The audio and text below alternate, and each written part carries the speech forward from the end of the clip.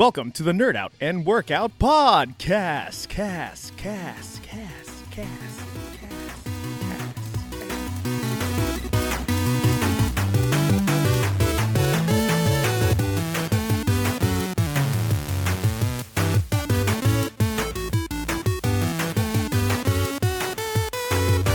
What is up, everyone? This is Coach Austin here, coming to you from Hyper Strength and Conditioning here in San Jose, California, with your Nerd Out and Workout Podcast, where we nerd out, workout, and podcast. And today, in today's episode, titled "Heroes Never Die," we're gonna be I can't even talk today, guys. We're gonna be talking about a lot of things that have been going on the past few weeks. Big one, Kobe. All right, mama mentality. My voice is kind of shot because of last night, watching the Niners almost win the Super Bowl. So I'm kind of heartbroken. And then I'm going to tell you about, we're going to go over the story of how I I don't know about accidentally, but indirectly made sure a client didn't die. I don't want to say save a life because that's very dramatic, but the steps I took helped him not die. And that's rule number one that we all follow, especially in the gym. Don't die. And we're going to talk about how to unfuck your heart health if it's bad, because it's Heart Health Awareness Month in February. Yeah. Sorry, I'm just like, how do you pronounce, isn't February? It's like, we pronounce it February, but there's an R in there. Sorry. I'm like going through like this random train of thought, but yes.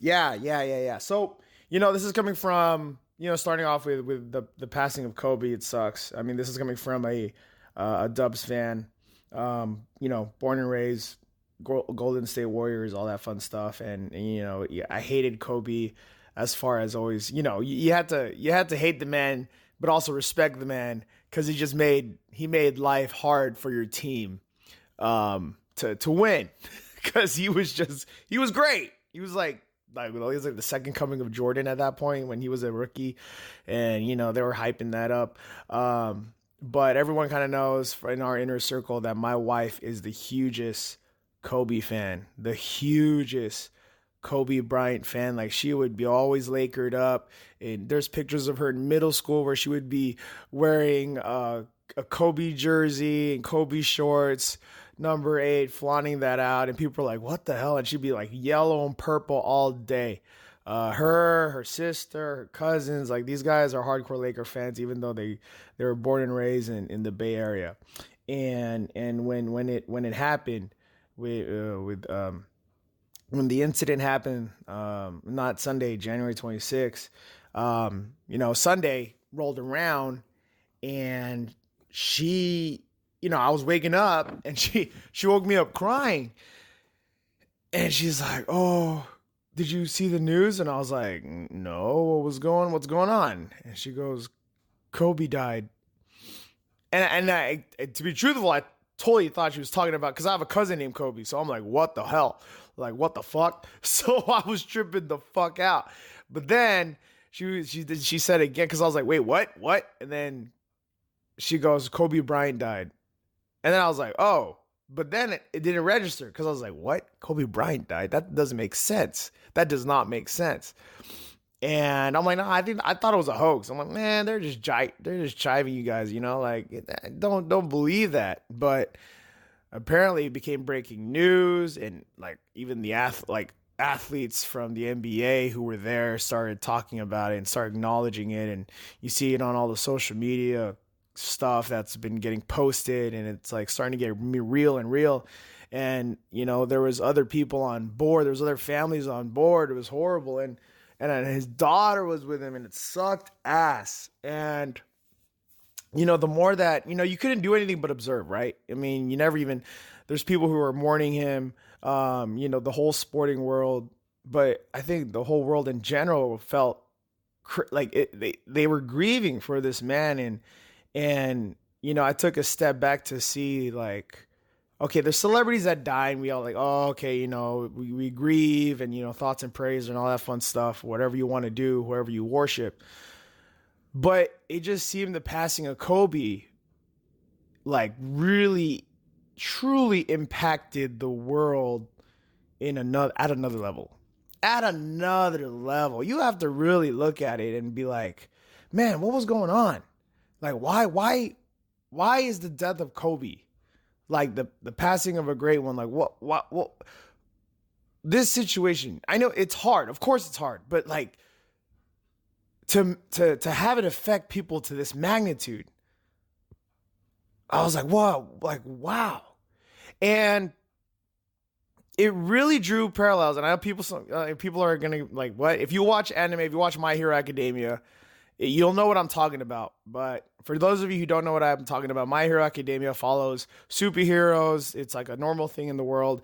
And in this world, in realm of superheroes, people go to school because you have superpowers. People are born with superpowers. Like I say, in My Hero Academia, majority of humans are born with superpowers now. So then you have to learn how to hone it. And then you get into these high schools. And then basically it's a thing now. So you go like you go to school, and then you go intern, and then you try to get to the big leagues and be a pro hero, and and there's this one big hero called All Might, and he's like the number one hero in the world. Like everyone looks up to him, and And spoiler alert, all right? Spoiler alert. So if you haven't watched My Hero Academia at all or whatever, I'm gonna tell you right now, there's spoilers coming. I'm about to tell you right now. But anyways, spoiler alert. So and if you're in the manga, you're hella ahead if you're reading the comic of this. But long story short, there is a series, there's an arc where All Might, who's the number one hero in the world, and so yeah, they rank these heroes like number one in the world, number two in the world, number three in the world, and they fight villains and all that stuff and all that. So ever since the rise of All Might, the number one hero in the world, villains were kind of kept at bay. He became the symbol of hope. He was the symbol of hope for humanity. And you saw crime go down and super bad villains go down because like this guy was the symbol of hope, and he came through, and he was beating bad guys left and right, and he inspired and motivated other heroes to rise to the occasion. And he was always on this mentality of attacking the bad guy and overcoming adversity. Doesn't that sound familiar? Doesn't that sound like Kobe? Like, you hate him or you love him. You have to respect him. You have to respect the man to and he had his flaws. Just like, All Might, he had his flaws too, but there was an arc where, he was fighting his rival, is like super evil bad guy, One for All. They call him One for All or something like that. But he has like these powers that he just mutate. He steals other people's superpowers and makes it his own. And he's able to manipulate them. And he's basically like, this villain is able to steal the crazy superpowers and combine it with his own and become this crazy powerful dude. And the only person who could really take him down was All Might, the symbol of hope, the number one hero in the world. And there's this arc where he takes him down, where All Might takes down One for All one final time. But in the process, he loses his power, because he passed it down to another person that's supposed to take his place in the long future, in the distant future. But long story short, it's basically the fall of All Might, and this heroic battle takes place, recorded by the media, and it's broadcasted to the world, and people are crying, and people are like trying to get behind All Might to defeat this evil villain, and he finally does. But in the process, he shows the world that he's mortal. He shows the fall of the symbol of hope, because he can no longer uphold his superhero status, because he loses his superpower, like his strength, his speed, his power. He falls from being a god in the eyes of the world to a human, showing that he is vulnerable now. And there is nothing left. And people were devastated, and people were like, what? And it's funny because when you watch this anime, it's like, oh my God, this is so dramatic. Like, everyone's like, oh my God, I believe in this guy. He inspires me. And da-da-da-da. And it's like, oh my God, that's so dramatic. No one really does that. No one really believes in that shit. No one really, I mean, if you really want to think about the cynical part, everyone has a motivation part. And everyone, I'm a positive dude. If you listen to this podcast, I'm a very positive guy. But there are sides of, pessimism that people always try to constantly overcome. And, you want to be realistic. Yeah, I hate that word. But yeah, like realistic and realism, realistic. You want to be, practical and all that fun stuff. So when you watch anime, you always think like, oh my God, this is over dramatized, or, like, oh, that no one really believes in one person like that. No one really like is impacted positively by other person's actions that they've never met. But you go and you look at what happened with Kobe, and he had that impact. He was the number one hero. And I'm not saying like he's a superhero and all that stuff, but he was like the number one guy. Everyone was talking about Mamba mentality, and he was an athlete. And I was reading all these articles talking about Kobe because he couldn't help but always, like, there was so much content talking about Kobe and all this stuff that you couldn't help but read it. And there was one phrase that stuck out. I don't know if it was like Sports Illustrated or ESPN or First Take or whatever, but someone wrote that Kobe was the personification of the human spirit. The personification of the human spirit. And I truly feel that that's why a lot of people feel impacted. You may have felt impacted in one way, shape, or form by his death, by his passing, especially with his daughter. Oh, and then the other people on board. But it's like, you look up to this guy. He's doing some things. He's making things possible. Like he's doing things that should be impossible. He's making it possible. He's a kid, biggest Laker fan. Like, how many of us who are hardcore sports fans, right? Or just fans of not even sports, but anything. Like you're a fan of a company, or you're a fan of a group or whatever, and you just want to be a part of it so much. Like, you want to be part of that culture. You want to be part of that thing that you want to be, that you've looked up to, whether it be a soccer team, a baseball team, a football team, or a company, or an organization for nonprofit, whatever you look up to, and you're like, one day I want to be part of that. And you thrive and you be the champion of that organization. That's a dream. That's a dream. And Kobe made that happen. God-given talent, of course. But at the same time, he work ethic up the ass. Like, he did work. Like, again, I'm not the biggest Kobe fan. I'm not. My wife is the hugest Kobe fan. So it's like we're polar opposites. But I respect the dude because even though I'm like, Lakers, whatever, especially coming from NorCal. But at the same time, it's like, I am interested in his success. I am interested. He does like, I respect him in the way of like, man, this guy does work though. I like it. I'll go to war with this guy. I will go to war with this guy by my side. Like, I will go to war for this guy. Because it's like, he expects nothing but greatness and pursues it. And it's like, seeing him do it inspires and motivates people to be like, maybe I can do it. Maybe I won't be like Kobe, but I'll try to be like Kobe. And maybe with that, I can just make my life just that much better. And people were looking to that. He was a beacon of hope. And now he's gone. And it's like, it's crazy. It's just crazy. I drew parallels with that with My Hero Academia. Because it's like, it's very similar. Like, people were devastated when All Might lost his powers, and it's like, oh shit. And obviously they had someone to hand it off to, and he even said like, you're next. And he pointed to the screen, and that meant the person that he gave his powers to is like, he has to hone it now. But it rattled the other heroes. It just didn't rattle the people he saved. In this anime, and is like when All Might went down and said, I'm not All Might anymore. I'm gone. Like, my powers are gone. I'm done. There's no more number one hero. Like, the number two has to step up. And there is a number two hero in this realm. His name is Endeavor. He has the power to make flames out of his body, but he's like the number two hero. And what he was stressing out, because he's like, shit, All Might's done. Fuck, I gotta step up. Okay, I'll step up. I've always wanted to be number one because I knew what it took. But god damn, Like, how am I going to fill the shoes of the symbol of hope? How am I going to do that? How am I going to step up? And other heroes are like, what the fuck just happened?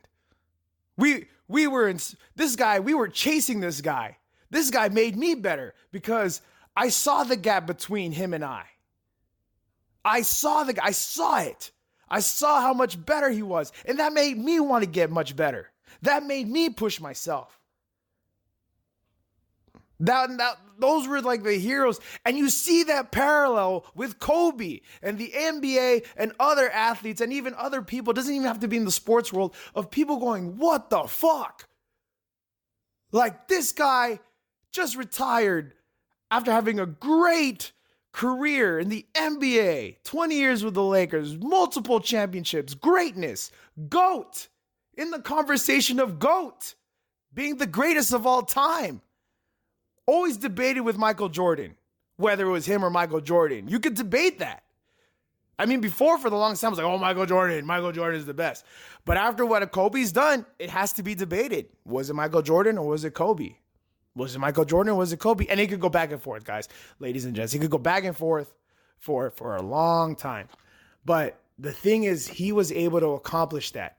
And it rattled other players. You look at all these interviews of current NBA players or even past NBA players who played with the guy. And he was like, they were like, what the fuck? Like, I chased this guy, man. And now he's gone. And it's like, you had the next generation with Gianna. And you had to there was a whole other generation that was going to pursue this young athlete, up and coming athlete, Mambacita. And it's gone. And it was just, I'm just drawing parallels with it because it's just crazy to me. It's just crazy to me how it's, I don't know, what was it? What do they call it? Like life mimics fantasy or something like that. But I just drew these crazy parallels in my head. I mean, you could disagree with me. I don't care. Like, it's fine if you're like, Austin, you're tripping. Because I was mentioning this to one of my coaches, and he was like, Austin, you're tripping. That maybe. But I was also mentioning it to my wife, and she's like, actually, that's pretty good. But it's just that it sucks. And, you know, I don't really like talking about death. I really don't. Like, I'm that type of guy. Like, you know, when I lost my grandma, when I lost my uncle, when I lost my dog, dude. I don't like talking about it. Like, don't bother me. Don't come near me. Everyone deals with death differently. But man, just drawing these parallels and just seeing the impact, and it's like, and it really challenges you as a person now. It's like, what do you do now? You don't have your beacon of hope. What do you do? But we all know what Kobe would want anyone to do with this Mamba mentality. You just attack. You overcome adversity. You just keep going. You keep pushing yourself, and you know now that it's like you see that life is very fragile. No matter how big in life you are in people's eyes. It's a reminder. It's a hard reminder that we just got to keep going, and we got to take advantage of all the opportunities that come our way, and we can't take life for granted. It's a reminder that when we're alive, be alive. And going back to how, like, I was saying, like, yeah, how, like, I was drawing parallels of, like, heroes were being rattled because the number one hero, you know, fell, and now, you know, Kobe's gone, so the other NBA players were rattled, and Endeavor, who was the number two hero, was like, all right, I'll have to take the mantle of being the number one hero now, but it's like, okay, I got this, da-da-da-da, but he feels that pressure. He feels that insurmountable expectation and pressure to fill the role. And who's that in this reality? Who is that? When Kobe is gone, who are people turning to now to move the sport forward? It's LeBron James, the king. This nickname is the king. Well, the king is up. And you know, you can say if you follow sports, you can kind of say he might be, you know, in the conversation of being a GOAT, but you know, it's like, you can only imagine the pressure this guy's under now more than ever. I mean, of course, like they say, oh, it's LeBron's league, and Kobe Bryant's retired, so it's LeBron's league. But like the greats were still alive. You had like still Michael Jordan. Like when Michael Jordan retired, he didn't really retire. He actually came back and played for the Wizards, but like he was still around. Like the people who took on like or carried on the torch in the game were still able to counsel with the legends. Like, oh, it's not really that bad because the legends are here to counsel them. The legends are here to counsel them and all that stuff. Kobe talked to Michael Jordan a lot, and all that stuff. Like, and Jordan had he had his mentors. I get it. I mean, like Kobe talked to Magic Johnson too, like, right? Like, and then there was like Larry Bird and all that. Like, all the legends were still there. I mean, Shaq too talks about this. Their legends were still alive. He was able to counsel with them. But now for this next generation, yeah, some of the legends, but the legend, one of the legends isn't there anymore. And now LeBron has to push it forward. And it's like, and he's like number 2 now, becoming number 1. Now officially, like, yeah, people are looking to him. He's a Laker too now. It's crazy. He's a Laker now. And, it's just nuts. And I think the whole point of this is just pushing forward. Like pushing forward and knowing that, life is fragile and you just got to overcome adversity. And wherever you are in your life, push forward, man. Push forward. Stay alive, be alive, and thrive. And I feel that's the biggest takeaway with this horrible tragedy that happened a few weeks ago. So that's my 2 cents. You take that for what it is. I didn't mean for this whole episode it's not a whole episode yet. We still got more to cover, but I underestimated how long I would actually talk about this topic, but I was really passionate about what was going on. But yeah, as I sip my water, but moving forward, to all you people who are Niner fans, I'm suffering with you. I'm heartbroken. For all you people who hate the Niners, who hate Bay Area teams, that's fine. That's cool. All you Chiefs fans, if you're a Kansas City Chiefs fans, good game, guys. I mean, it was a solid game. I have no hate towards the Chiefs. I don't. If you're going to ask me if I have any hate towards the team, it's Seattle. Like, it's straight up Seattle. I'm sorry, guys. And to be straight up, Seattle's a beautiful city. I've been there. I mean, I've been there many times. A couple times, not many times. But the times I've been in Seattle, I have relatives in Seattle. But it's a beautiful city. Don't get me wrong. Like, all that. But just if you're a football fan, you understand the rivalry between, well, lately, it hasn't always been like this. Especially in the 90s. We were more against, like in the 90s, we just hated Dallas. If you're a football, like Niners hated Dallas fans and the Dallas team more than anything in the 80s and 90s, or like in the 90s. Yeah, in the 90s. Because I remember hating Dallas. Like, what the fuck? When I was younger. But Niners lost. It was a hard fought season. A really, really great team. They just, it happens in the fourth, man. It happened like in the fourth quarter, they were up by 11 or up by 10.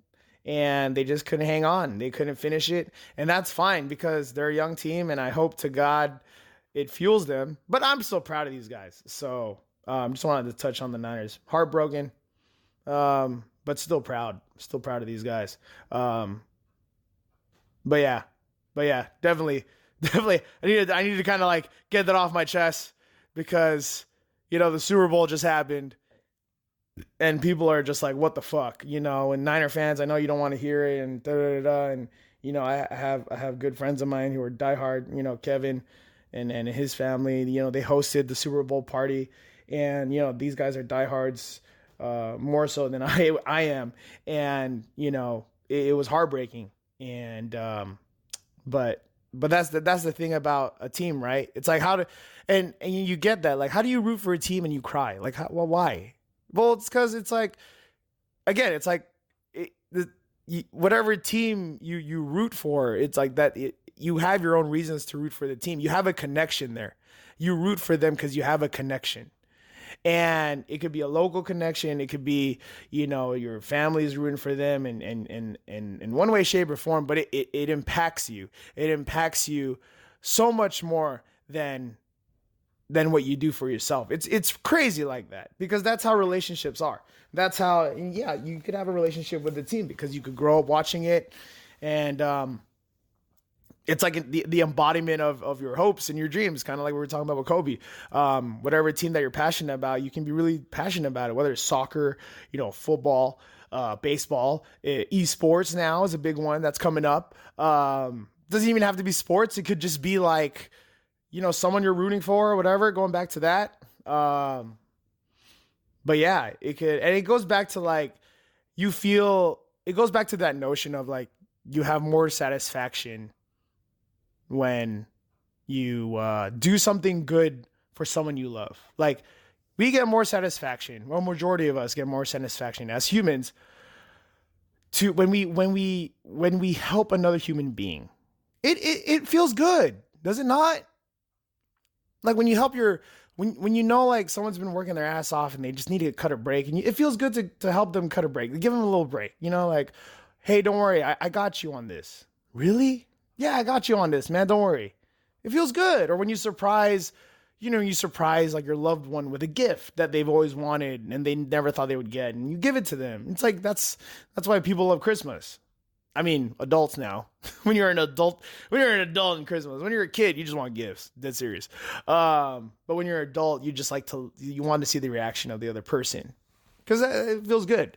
And that's the thing with teams. You want them to do well. You invest this time in this, the being the fan for them. You want them to do well because it makes you feel good, because they are your local team. They contribute to the community in one way, shape, or form. Or you just, whatever, if you root for a team really like die hard, you have a strong connection with them. So it's natural for you to feel, man, like, damn, I feel so down that they lost, and because it's part of your life.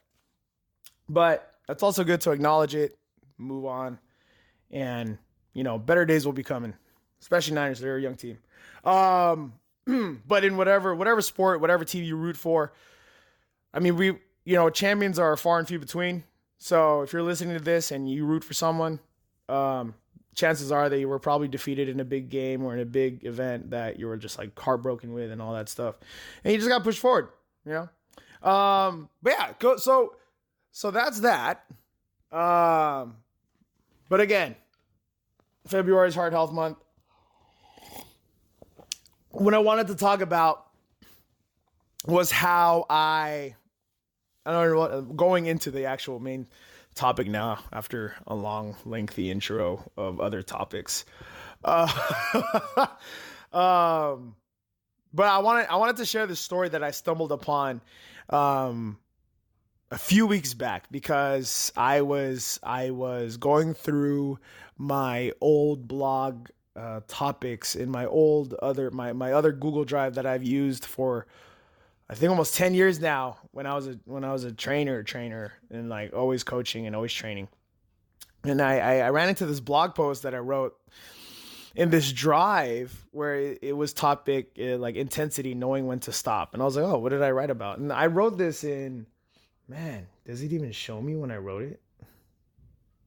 2010 or 2007, maybe 2008. I don't know. That's a while back, is it not? It's 2020 now. Holy shit. I'm still young. What are you talking about?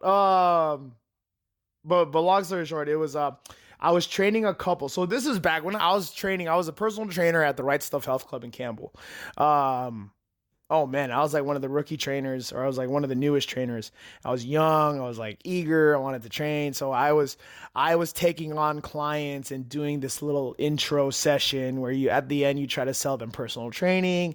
And it's like a thing. Every gym has it, even to this day. But I had this elderly couple, sweet couple. I think they were in their 70s. But they wanted to do an orientation, both of them. The wife was way more in shape than the husband. You could tell like she was like one of those active walkers. Like she was one of those 70-year-olds who stayed active and they looked healthy. Like they were always getting. They were up at these ladies were up at 5 a.m. doing their thing, and they had church groups, and they had brunches together, and you could tell. And her husband, you could tell, doesn't really do much. He was like, he was like a guy, guys like you could tell he's done his work, and he just didn't really feel the need to be active. He's like, I do physical labor, I do work, I don't need to fucking do this. So his wife, it was his wife's idea to get this intro session with the trainer, and he was like, okay, fine, I'll entertain this thought. So long story short, we were using the treadmills. I was showing them how to use the treadmills, and I was showing them how to do a treadmill workout together, and how to use the incline, how to do a brisk walk, and all that fun stuff. And this was only the beginning of the session, so probably I think the first 20 minutes was just intros and all that fun stuff, and then we got into the treadmills, because I wanted to learn their goals, and we went over their goals, and I kind of broke down our program and what we would do for them, and then we went on and I showed them the treadmills and stuff like that. Pretty standard in a health club setting. Totally not how I do it now, but I'm just saying, this is how the method was. So then we were on the treadmills, and then 5 minutes into learning how the treadmills are, the husband felt dizzy. He was like, I feel kind of dizzy, man. I need it. And I was like, okay. I was like, okay, just, you could, don't stop. Stop, take a breather. No need to keep going. You're chilling. And I was very, very dialed in at I wasn't one of those trainers like, you got to keep going. Let's go. I was like, no. Let's chill out. Take a breather. And I'm like, do you have any chest pain? All that stuff. I was trying to look at does he have angina? What's going on? I'm looking at his lips. I'm looking at his face. Is he turning pale? He's gonna fuck, man. He was sweating already. And he's like, no, I'm just old age. You'll know when you get older, with a old man smirk of oh yeah, I'm just old man, whatever. I was like, oh shit, okay. And then the wife continued. I showed the wife, the full on. So we continued the session and completed it with the wife. And at that point, I was more concerned about the man's health, so I didn't even bother to try. I don't believe I did, but I don't think I tried to sell them training. I just said, hey, let me know how he feels, because he just kind of took a step back and just sat down while I finished the session with his wife. And then after the wife was done, I checked back on him, and he was like, fine, I'll take it easier now. I'll just take my time. And the wife was concerned, obviously, after the session, and she's like, okay, well, we'll keep you updated. Da, da, da, da. I'm like, yeah, no, let me know what's going on. Da, da, da. And then they just went on their way. So to me, it's I'm not going to see that couple again. I'm not, because I know that, she kind of knows what she's doing as far as training. So I'm like, okay. And this guy could barely do anything. And I was more concerned of his health. So I didn't really want to sell personal training just to sell personal training. I was just like, hey man, obviously you guys aren't in sync. So I told him come back to me when you're ready and we could set something up. And I had to read them, and obviously they weren't. But this sudden thing where he got tired after 5 minutes really concerned the wife. So I was like, okay, just let it go. So a month later, doing my thing at the gym, training my clients, having fun, all that fun stuff. And then what was it? I saw the lady, the couple, I saw her working out. She was on her way out. She was on her way in. I'm sorry. She was on her way in, and I was at the front desk chilling with the front desk people. And I think it was Alex and Joanne. Sorry, I'm trying to name them. But I was hanging out with the front desk crew. I think it was on a Sunday. So I usually hang out with the front desk crew and we chill. It's Sundays are pretty chill days. And then the lady comes up. She's coming in, and I'm like, oh, hey, how you doing? How's so-and-so? And she goes, that session we had a month ago? I'm like, oh shit. I thought I thought she went like Karen mode on me. And it was like, that session we did a month ago. And I was like, oh, fuck. And I was like, yeah. And she goes, that session may have just saved my husband's life. And I was like, whoa, okay, that's cool. Like, I thought, like, okay, because maybe it inspired him to be active and all that fun stuff. And I thought it was one of those stories. And she's like, and she's like, no. It really saved his life, possibly. And I'm like, what does that mean? And she goes, after the session, he still wasn't feeling well. So I took him to his cardiologist, and we found that he had a heart block. And I was like, whoa, shit. So for those of you who don't know what a heart block is, it's in layman's terms, there's not really much communication within the heart, so it's not beating right. There's an abnormal heart rhythm where the heart beats too slowly, bradycardia. This is all from Google, all right? I'm not a doctor, all right? But in this condition, I'm reading it off now. In this condition, the electrical signals that tell the heart to contract are partially or totally blocked between the upper chambers, the atria, and the lower chambers, the ventricles. So basically, there's like a glitch in your heart. It's called a heart block. Oh, glitch in your heart. That's pretty cool. A cool term, not a cool thing to have. But yeah, it was a glitch in his heart that we found, and they wouldn't have known it unless unless we've done that whole treadmill thing. And he got a pacemaker. And she said he just got his pacemaker and now can do 30 minutes on the treadmill. If we didn't come in here for our session, I don't think we would ever caught it. And I was like, whoa, that's crazy. Like, that's insane. Like, I never, like seriously, if I kept pushing the guy, he could have died.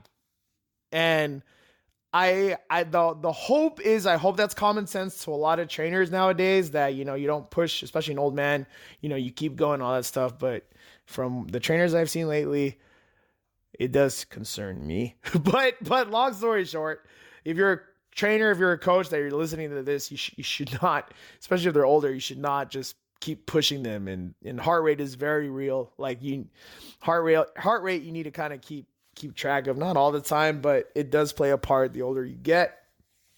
But yeah, it was just one of those things. Like, it's like, whoa, that's crazy. Like, you never know. You just never know. And it's a good thing when you start being active. You start noticing these things, because it's crazy. Like, when something's wrong with the heart, it's very concerning. That is your connection to this world of existing, is your heart, because it is vital, super vital in your ability to live in this life. And this goes into taking care of your heart. So, like I said earlier in this episode, this is Heart Health Awareness Month. So we're going to talk about how to take care of your heart, how to be aware of it. Obviously, it's there, it beats. If you're listening right now, it's working right now because you're alive, all that fun stuff. But we don't really mind heart health until it's too late, or until it's like, oh shit, I gotta fix something. We always are drawn to action when we feel the result of, like, oh God, what's going on? I'll tell you this. You're probably on that boat. And I saw this a lot, especially when I went I watched, like, football games and stadiums, lots of stairs, right? Lots of stairs. And you ever notice that, if you haven't done anything, done any like cardio activity or just be active and you're just sedentary, when you walk up these stairs, you're like, oh, fuck, what the fuck is this? I'm fucking out of breath. Oh, shit. Hey, man, that is connected to heart health, because that just shows you that you're not, it's like your heart's not beating as efficiently as it could be. And at the same time, it's like you're not super active. So just walking upstairs, you're out of breath. That scares a lot of people. You know, if you're listening to this and that's happened to you, you're not alone. I signed up 12, we signed up 12 new clients this past month. It was great. But a majority, I'm not going to name who they are, but a majority of them were talking about a situation where they walked upstairs. Seriously, they walked upstairs and they were out of breath. Or they did something and they were out of breath and they thought it was supposed to be like a simple task. It's like, dude, I was walking up 3 flights of stairs and I'm already out of breath. I had to stop. Like, what the fuck was that? Like 5 years ago, I could have just done that easily. 5 years ago, that was easy. Well, what were you doing 5 years ago? Well, I was in college. I was walking everywhere. I took public transportation. I walked. I didn't have a car. And now what do you do now? I sit 8 hours at my desk. It's like, well, and I drive to work and I sit in traffic. Oh, so you're not walking as much anymore? No. So it's like you're not active as much. So it's not. So being just active. You don't have to run a marathon. You don't have to work out religiously, even though we highly suggest it here in this podcast. But you do need to be consistently active. Being active, like walking, taking walks every day, moving your body through space, taking a hike once a weekend, or once a week, but then every day, just being active, like taking the stairs if you can, walking around the office, going out for a walk during your lunch, all this stuff. Like if you are just being mobile, that helps your heart health. Cause you're using, when we talk about cardio, right? Cardio means hard. Doesn't mean fucking running. Let's get that straight. Everyone's like, oh, I'm going to do cardio. I'm going to run. Everyone's like, cardio, I'm going to run. Like, no, cardio means your heart. It literally means that. I swear to you, I'm going to Google that right now. But I'm like, 9 times out of 10, it's like, cardio means heart. I just want to be sure now. I'm like being paranoid. Cardio meaning. But yeah. Yes, see, cardio, before vowels, cardi, word forming element, meaning pertaining to the heart, from the Latinized form of Greek cardia, heart, from pi root curd, heart. Okay, I don't know. But long story short, that's what it means. And don't think when you see cardio, and I know the fitness industry, and I put it in our copy too on the website to, so it's easily, because it does trigger like cardio. Oh, I'm going to be running and I'm going to be doing all these things and I get it. But at the same time, for you listeners out there, I'm going to educate you a little bit more. Like cardio, it just means heart health. So weight training, powerlifting, strength training, HIIT, jogging, endurance stuff, all of that works the heart because it raises anything that raises your heart rate. All right. Anything that raises your heart rate gets you going. But what about being nervous and like someone points a gun to your head? Well, yeah, I mean, that's a form of cardio because your heart is racing and like, oh shit, what's going on? Because you're trying to react. You're trying to be ready. But yeah, being active, it helps your heart health because you're using it more than just sitting around and just steady state. You're challenging it. The more you use it, the better it will become, the more consistent it will be. It will be thriving while you are being alive. So when you can do more things, you can have more energy, but you can't have more energy and do more things if your heart's fucked. All right. So just naturally being more active in your daily lifestyle will help your heart health. On top of that, I know I always talk about watching eating, but think about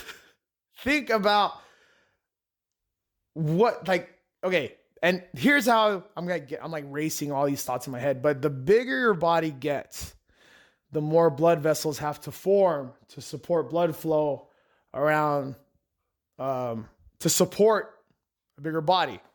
That means the heart has to work that much harder. You're stressing your heart. All right. If you're naturally a big dude, like genetically, you're like, you have a big frame, you got a lot of muscle mass. Yeah, your heart's gonna be working. All right. If you look at Shaq, you know, NBA players, they actually are not the most athletic as far as like groundwork. Like if you have them do get-ups, they hate that shit. Dead serious. If you have a basketball player's crawl, they hate that shit. I'm dead serious. It was crazy because I do RFT stuff, like raw functional training stuff, basically a lot of crawling and all that fun stuff. And Rolk, he works with a lot of like elite athletes, and he was saying during one of our seminars, he was saying like, oh, I've done this with this athlete, I've done this with that athlete, I've done this with this football player, and da da da da da. And he was like, there is one athlete that hates this shit, like hates it. And I'm like, hates it? What does that mean? And then he's like, no, there's an athlete that really hates this type of workout, like crawling and doing sit-throughs and just basically groundwork stuff where you have to be on the ground. And I'm like, who's that? We got all curious, like, who's that? He's always a well-known athlete. I'm like, oh, come on, tell us. And he's like, Kobe Bryant. I was like, what? Like Mamba mentality? And he's like, no, he'll do it. He'll do it. He just hates it. And the reason why, if you train basketball players or if you want to train NBA players, you have to understand that they're not as athletic as pertaining to like the weight room stuff and body movement because they're tall, and it does have a factor in what it plays a factor in their performance. So also adding to their heart. So if people of a bigger stature, they have to be more mindful also of their heart health, because it works that much harder, all right, to sustain them and all that fun stuff. And if anything gets all fucked up, it's going to be hard for them to do things. It is. So be mindful of your diet if you're concerned about your heart, because and if you have like baby boomer parents getting in their 60s now, 70s, all of a sudden they're vegan. All of a sudden they're vegetarian. All of a sudden sugar's bad, meat's bad. All of a sudden they don't want, oh, McDonald's is bad, fast food. But man, you rewind back to when they were our parents. I was a child of the 90s. All right. But my dad did not. He ate steak. He put the oil on the rice. He ate it. Didn't care. It's like, oh, he smoked. It's whatever. And then all of a sudden goes to his doctor. They're talking about blood levels. They're talking about blood pressure. They're talking about cholesterol. They're talking about triglycerides. They're talking about possible like cancer risk. They're talking about all this shit. And now in his 60s, he's like, oh, Austin, you cannot eat red meat. We cannot do that. No, vegetarian, vegetables only. No rice. No rice. I'm like, whoa, what happened here, buddy? But and when you get to that point, yeah, I mean, it helps my dad now. Definitely helps my dad. He's active and all that fun stuff. But if you're young, and by young, I mean in your 20s, in your 30s, I know 20s, like, you feel invincible, especially when you're like early 20s, you feel invincible, man. Fuck, you go to Vegas, you park for 3 days, you still go back and you could operate. You can't do that in your 30s. I don't even know what happens in the 40s yet. But it's like, you got to be more mindful. And I know it's weird, but if you got to think about like your heart health, man. This is heart health awareness. And everyone's like, oh, you got to have heart. And always talks about heart. And but if you don't pay attention to it, it will creep up on you. That shit will creep up on you so hard that when you're walking up 3 flights of stairs to get back to your car after doing whatever you were doing at the mall or at the freaking, there's not even malls anymore. There's like just open shopping centers or going to a restaurant or whatever you're doing, going to work. It'll creep up on you. You go 3 flights of stairs and you're out of breath and you're like, what the fuck? Whoa. It's not good, man. Because if you're feeling that in your 20s and 30s, how much more in your 40s and 50s and 60s?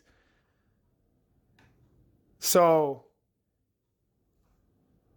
the easiest way to just get ahead of it is just being active and staying healthy, controlling your eating. It's really simple stuff. But at the same time, we're creatures of habit. The hard part is being consistent.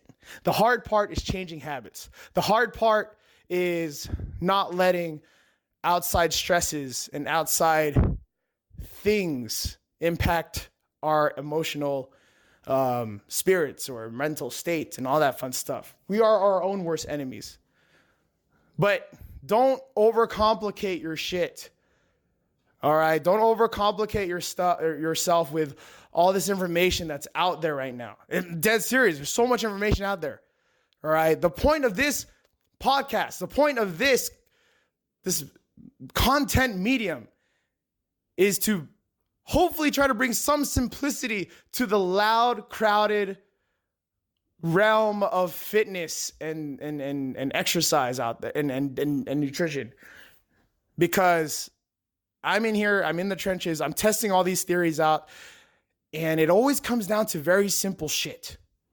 The people who have had most success, like shed 30, 40 pounds and are at 7% body fat from 30% body fat, it all comes down to changing behavior.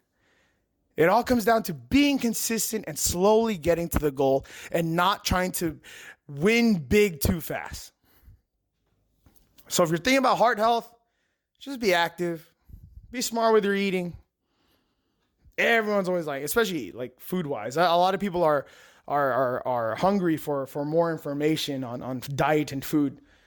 I always look at our analytics for the podcast, and one of the most popular episodes we have is the episode I have with intermittent fasting. Because they're all like, wow, a lot of people want to know about intermittent fasting. I think I talked about keto for a bit. My wife did keto for a bit, and she still does it. She saw great success. But again, those things, all they have in common is that you stick with it and it works. It's just funny. Like, I'm on this new diet and I'm doing it for 60 days and I saw crazy results. I'm on keto. I did it for 60 days and I saw great results. I'm doing IF. I did it for 60 days and I'm seeing great results. I did the Atkins diet, did it 60 days. I see great results. I went vegan for 60 days, saw great results. What do they all have in common? They did it for 60 days consistently. Consistently did something good for 60 days. They watched their eating and they paid attention. They paid attention to what goes into their body for 60 days straight. Yeah, they probably had some cheat days here and there, but they were consistent. And over the span of 60 days, they saw mad results. But what happens? They hit a plateau, something doesn't work. Eventually, they'll fall back into their old habits. But it's okay if you fall back. We're all human. But it's the matter of, can you make it last 90 days? Can you make it last 120 days, 180, 365? And you start seeing that number dwindle, and you start noticing the people who actually stick with it for a whole year have the maddest, craziest transformations. Have the craziest transformations. And then what people say is when they see them after having crazy transformation, after doing something consistently for a year, it's like, how did you do that? How did you do that? How long did it take you? How long did it take you? And they'll be like, oh, like a year. A year? I don't have a year. It's like, bro, what do you, like, what? People are like, no, well, like, what's the fastest way to do it? It's like, stop. Be consistent, guys. Be consistent.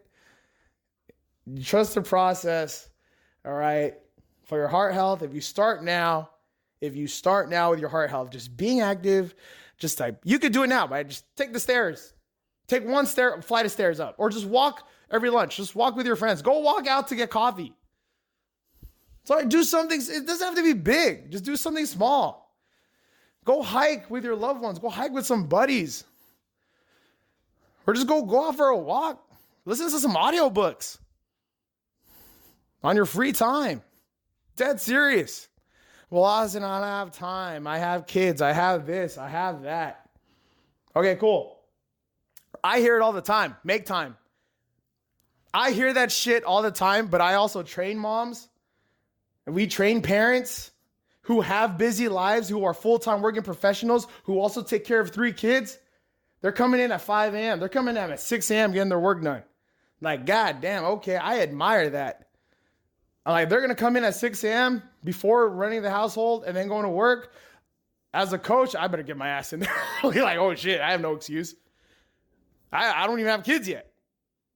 You know? But that's no excuse. I admire that. But I always hear that. Like, oh, Austin, you don't have kids yet. You don't understand. Well, I don't have time. I'm busy doing this. I'm busy doing that. I'm busy doing this. I have this, I have that, and I have this. Well, guess who's putting all of that shit before them?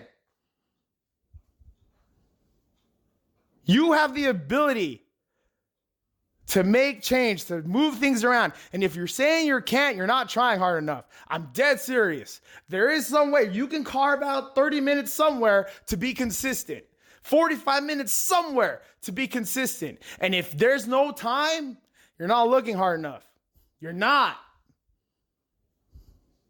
Think about money and budgeting. I'm the worst. My wife's like the freaking savior of that. She knows how to budget. She knows how to handle it. I'm more like, I know how to make it. Now I'm going to spend it. And she's like, no.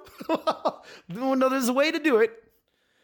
And it's like the same, like my bank account's always empty. I live paycheck to paycheck because I have to pay for things. But if you're really tracking what you're spending on, there's some shit that you're like, you don't really need to buy Starbucks 3 days a week, bro. You don't really need to go out to eat 4 days a week, bro. You don't really need to do any of that. But again, this is about heart health, not money. We're going to do money later. Probably ever. I don't know. But yeah, that's today's episode, ladies and gents. Hope you guys enjoyed it. Kobe, R.I.P. man, Gianna, the rest of the victims of that helicopter. It just sucks. We will all push forward. We will remember all of you. Niners, there'll be a next time. Young team, still heartbroken, but I'm proud of them. And also just the point of this episode, guys, straight up bottom line is take care of yourselves. Take care of yourselves and push forward and be consistent. That's the point of today's episode with your Nerd Out and Workout podcast. This is Coach Austin coming to you from Hyper Strength and Conditioning here in San Jose, California. Please like, subscribe, whatever, do all the things. Please review us if you can, but subscribe. It really helps the channel. We're seeing a lot of great momentum here, and I just appreciate you guys. No sponsorships yet, but I'm just enjoying and very humbled that a lot of people are listening to this podcast, and I'm going to do my best to always bring out great content. And again, I just when I'm seeing the numbers, the numbers are going up. We're trending up, and it's great. And that's like, I appreciate you. If you're taking the time to listen to this, I thank you for your time. Thank you. It would help a lot if you subscribe to us, if you even shared it if you want, but review us in whatever platform that you're listening to us on. But it's great. It's great. In the spring, I hope to do some giveaways. Because that's really cool stuff, like giving away stickers and all that fun stuff. That'd be cool. Nerd Out Workout stickers, and then eventually shirts. Well, let's not get ahead of ourselves yet. But yeah, guys, I appreciate you guys. I appreciate the support, ladies and gents, and I will see you guys later. Kelly.